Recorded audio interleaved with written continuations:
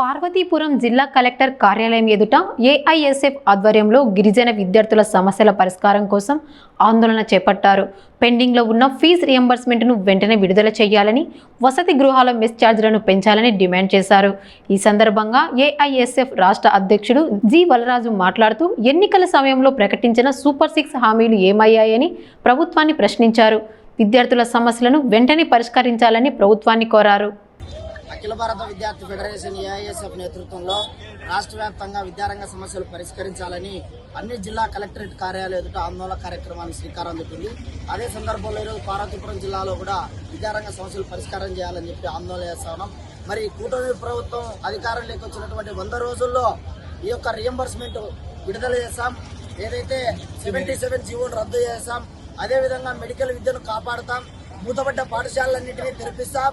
ఏదైతే పాఠశాలలో ఎక్కడైతే తీవ్ర సంక్షోభంలో విద్యార్థులు ఉన్నారో ఆ విద్యార్థులందరికీ పూర్తి స్థాయిలో రిక్రూట్మెంట్ చేసి ఉపాధ్యాయులను అందిస్తామని చెప్పినటువంటి కూటమి ప్రభుత్వానికి ఇవాళ సరిగ్గా 2 సంవత్సరాల పైచులకైతా ఉంది. విద్యాశాఖ మంత్రి ఇవాళ రాష్ట్రంలో అబద్ధాల మంత్రిగా చలామణి అవుతా ఉన్నాడు. కార్పొరేట్ల మంత్రిగా చలామణి అవుతా ఉన్నాడు.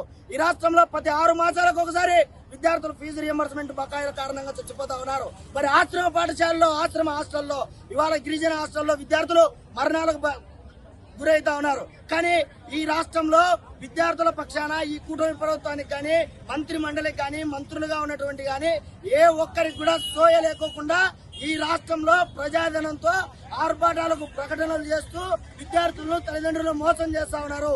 అందుకే ఆల్ ఇండియా స్టూడెంట్ ఫెడరేషన్ పోరాటం చేస్తా ఉంది.